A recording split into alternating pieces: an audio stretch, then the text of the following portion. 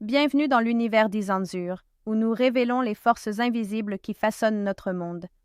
Aujourd'hui, Barcelone signe un accord touristique massif avec la RDC qui suscite le débat. Décryptons pourquoi.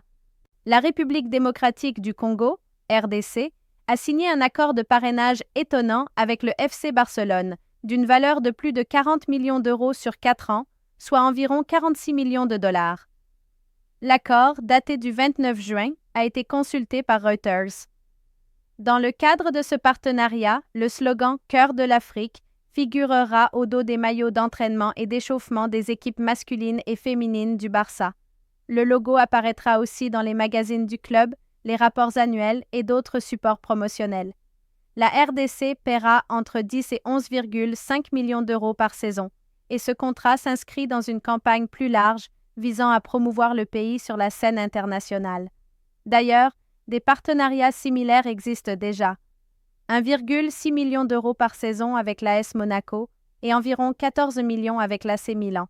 Pour le FC Barcelone, cet accord permet de soulager la pression financière imposée par les règles strictes du fair-play financier de la Liga. Cela aide le club à enregistrer des joueurs clés et à financer la réouverture de son stade, tout en gardant Spotify comme sponsor principal du maillot officiel. Mais ce parrainage soulève une vive controverse. De nombreux Congolais et observateurs internationaux remettent en question la légitimité de dépenser autant d'argent dans le sport, alors que des millions de citoyens vivent dans la pauvreté, la guerre et l'instabilité. À l'est du pays, le groupe armé M23 a récemment pris la ville de Goma, provoquant le déplacement de milliers de personnes. L'ONU accuse le Rwanda de soutenir ces rebelles pour exploiter les ressources minières du Congo. Plus tôt cette année, la ministre des Affaires étrangères, Thérèse Kayikwamba-Wagner, avait d'ailleurs demandé aux clubs européens de rejeter les campagnes de sponsoring comme Visit Rwanda, les qualifiant de parrainage ensanglanté. Les autorités congolaises, elles, défendent l'accord avec Barcelone. Elles y voient un outil pour repositionner le pays à l'international, valoriser ses richesses naturelles, comme le parc national des Virunga ou la réserve des Okapis, et attirer investissement et tourisme.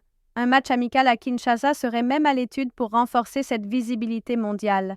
C'était une autre plongée approfondie de l'univers Izanzur. Que pensez-vous? La RDC devrait-elle investir des millions dans la promotion du sport de classe mondiale pendant que le conflit continue chez elle? Laissez vos pensées ci-dessous. N'oubliez pas d'aimer, de commenter et de vous abonner. À la prochaine épisode. La vérité vous attend.